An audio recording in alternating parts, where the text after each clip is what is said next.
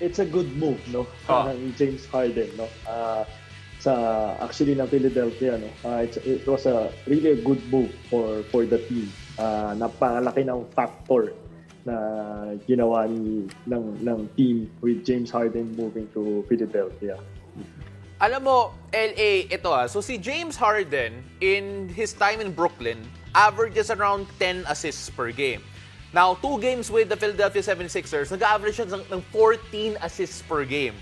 Do you think that, sa simula lang to, kasi syempre happy siya, good vibes lang sa Sixers ngayon, do you think that's sustainable, yung 14 assists per game niya so far dito sa Philadelphia 76ers?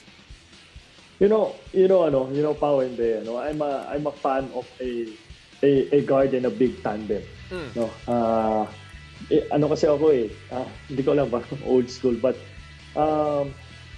I find a guard and a big tandem sa isang team, mas malaki yung opportunity or yung chance na maging successful yung team. No? For me lang, that's mine. So I think, the assist that Harden will get every game, I think that's normal. Mga more than 10 yan. 10 and more than 10 yan. And double digit talaga kagad yung sa assist nila. And why? Because the threat that James Harden has, and at the same time kay Joel Embiid, it's hard for them to defend it, especially if you're gonna defend them 2-man game. No, especially in the NBA, there's no zone. It's hard. Siguro mas madadali ang bantayan sila if there's a zone defense in the NBA, but they don't have a zone defense in the NBA. So I think the combination and the tandem of James Harden and Joel Embiid will be really unstoppable. No, it's hard. It's gonna be hard to stop talaga.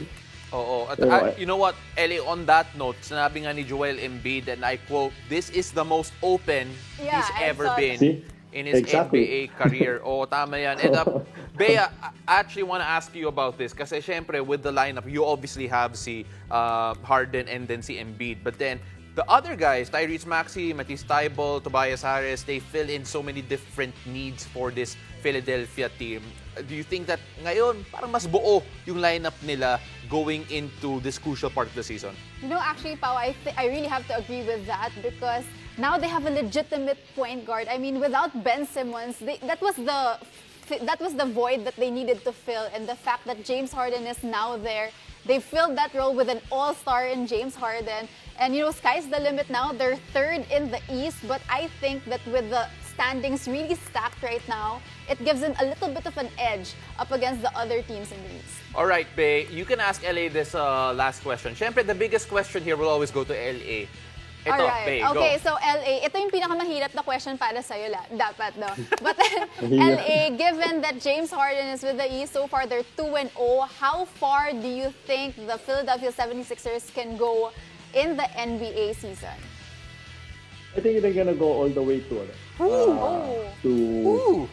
I'm not gonna say the finals right away. Probably Eastern Conference Finals. Eastern Conference Finals. Okay. Eastern Conference Finals. I see the team, and just to add lang what Bea said a while ago, with those other players na cast of characters ng Philadelphia, yung mga kasi main focus is Joel Embiid and James Harden. If I were the other players on that team, my confidence level will go up because seeing James Harden and Joel Embiid. So I think the level of the team of Philadelphia will go up because of James Harden. So I think they're gonna go all the way to Eastern Conference Finals.